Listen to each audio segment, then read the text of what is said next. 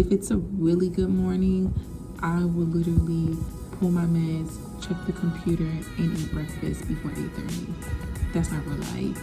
Right now the time check is like what, 10, I think, because of the nurses in another room or PCTs in another room. Even though I don't want to do it all the time, because I pitch in and help out, people always pitch in and help me out all the time, like all the time.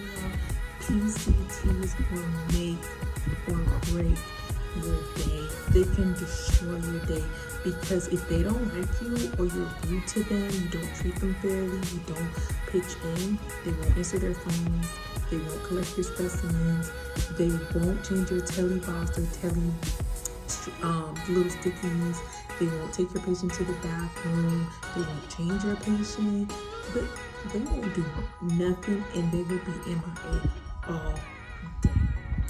Hey guys, my name is Esther, and this is How This Lives. If you like nursing content, anything with new grad nurse related, then this is the place for you. So right now we are doing a day in the life.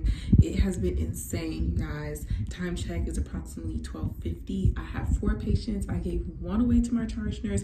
I got a new patient. One of my patients went to surgery, and I'm getting a new patient, which PACU keeps calling me off the hook about. So essentially I'm charting on 6, and one of my patients is getting discharged as well. So I'm in the bathroom, because sometimes as a nurse the only time you get a break is when you go pee, and sometimes you don't even need to pee, you just pretend like you're peeing so that people won't bother you. So essentially I'm doing a breather, because I've been running like a chicken with my head cut off since I got here, and it has not stopped. But what I wanted to do is do some tips, or give some tips to you guys on how to make your day a little bit better. So the first tip of the day is making sure that you take your bathroom breaks. Do not let nobody make you feel like you can't pee. Don't do it. Also, sometimes just go in the bathroom for 5 minutes, because you need a damn break, because going into the break room, I promise you, it ain't no break. It ain't no break, fam. So yeah, first tip of the day, make sure that you do some me time in the bathroom, where it's quiet, where when phone rings, it does not matter. My me time is over, so I'm gonna go head out, and I will talk to you guys later. I'm taking you on a 4-day stretch. This is day 1, and we're just gonna share some tips throughout it all. Gotta make sure my hair look, my hair don't even look up to like. I catch up with you guys later. All right, you guys, so it is officially day 2 of 4. I just want to pop in really quickly and give you guys some tips. First of all, yesterday was ghetto as yesterday we were hella short staffed. All the departments across the board were short staffed, and then like the patients acuity level were not up to par. Like even my charge nurse had patients. It honestly was one of those days where you really question, why are you a nurse? And it just wasn't it. Like it was just too much. And if you're a nurse, or you've been a nurse long enough, or you've been in healthcare long enough, then you know what those days feel like, when you're just like, well, why am I here? Like, this is absolutely ridiculous. This is just too much. Like yesterday was a day where you're just like, I need to go do travel nursing, get travel nursing paid, because if I'm going to put up with this, then I need to be compensated for it. Like, that was yesterday. But neither here nor there.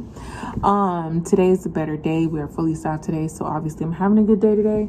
I have my oatmeal here. I also have some bacon here, so I'm eating breakfast. The time check is about 10:45.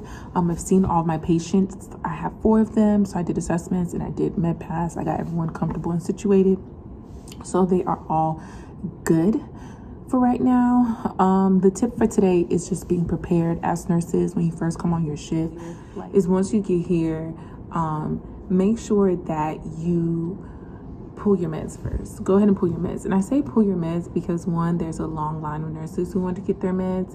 2, sometimes your phone starts blowing up. Sometimes patients start calling. Sometimes you have patients that have to go to surgery and all this other things. So just pull your meds. Even though you can't pass them yet, it's just nice to know if you do get caught up, when you finally get a chance to kind of recalibrate, and that your meds have already been pulled. The second thing I do once I get here, after I pull all my meds, is I sit down and I go read notes. It works for me because a lot of the doctors on this unit round fairly early. But even if they don't round early, I like to just read through certain notes. Depending on which unit you work on, with specialty, you'll know which doctor notes or which specialty notes take priority. And so I read through those, and then I start passing out meds at 8:30. I get up at 8:30 and I go past my meds. Alright guys, I had to re-record because I low-key forgot that I'm supposed to be sharing tips, and I'm already home, so the day is over.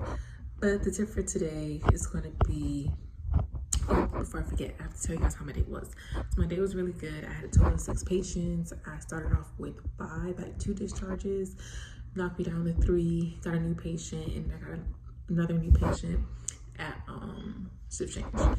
Wasn't too bad because my new admissions were like spread out like significantly. So, and then the last patient, they came at shift change, so it wasn't even that serious. But the tip for today is to be kind to your coworkers and to be a team player. Honestly, I had a really good day today, and it wasn't even because of my patient load being so well. It was really because of my coworkers. Like, I had people passing out meds for me. I had people taking reports on my new patient. I had people getting my patient settled. I even had a nurse who like fully assessed my patient and did the what was it? She did the charting. So the reason why people do that for me is because I'm a team player. Like, when people need help, when I have a free chance, when I get calls because of a nurse is in another room or PCT's in another room, even though I don't want to do it all the time, because I pitch in and help out, people always pitch in and help me out all the time, like all the time. And so definitely treat your coworkers well, treat them with respect, and be a team player. The other thing I'm going to say is, people sleep on this, is that be nice to your PCTs. Some places call them care coordinators, some places call them CNAs. They get different names. It's the girl or the guy who's doing your vitals, who's taking your patient to the bathroom, who's changing out the batteries for the telebox. It's the person who's making sure your patient eat, getting them cleaned up. That person, sis, be nice, because that person can make or break your day. Like, a lot of the times, I don't know if I hear this dog, but a lot of the times, I have a really good day because my PCTs are really, really great. Like, even when they're slammed, they still are like, no, you don't have to do that. Like, I got it. And like, even when I have PCTs that are not assigned to me, they still help me because I treat them with respect. And I'm telling y'all, PCTs will make or break your day. They can destroy your day, because if they don't like you, or you're rude to them, you don't treat them fairly, you don't pitch in, they won't answer their phones, they won't collect your specimens, they won't change your telebox or little stickies, they won't take your patient to the bathroom, they won't change your patient, but they won't do nothing, and they will be MIA all day. When you have critical values from vitals or them doing an AccuCheck, they will not tell you. And at the end of the day, it's your responsibility to technically check in on them, to technically look at their work. And so if they don't tell you, it essentially falls on you. So be nice to them, treat them well. If you know they're going into a patient room and you know it's a heavy patient, go in there, double team it. If you know that they're overwhelmed, do one set of vitals for one of your patients. It goes a long way. So that's it for today, y'all. A little long-winded, a little late, but yeah, today was day 3, so I'll catch you guys tomorrow with the 4th tip of the week. It is my 4-day stretch. We are almost there, so I will talk to you guys later. All right, guys. Hey, so today is actually not day 4, sis. Yesterday was day 4, and I forgot to update you guys yesterday because it was such a good day. Like, honestly, I didn't even think about picking up the camera or anything, so my bad, okay? It's my day off right now, but I wanted to go ahead and quickly give you guys the tip 4, which would have been for day 4.